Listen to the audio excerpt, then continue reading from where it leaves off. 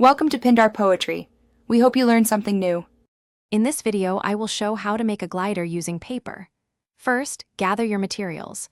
You'll need one standard sheet of printer paper, typically 5 by 11 inches.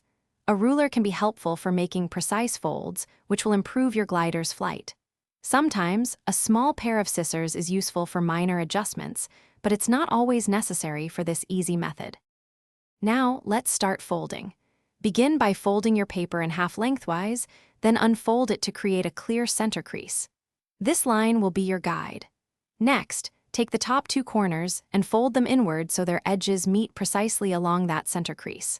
After that, fold those newly created top edges inward once more, again aligning them with the center line.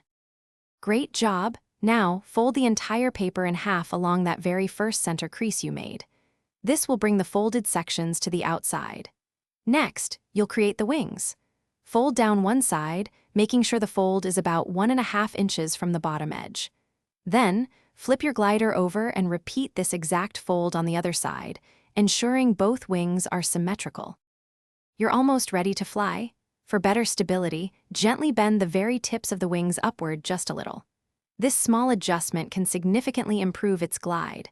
Take a moment to check that both sides of your glider are symmetrical. Small tweaks can make a big difference.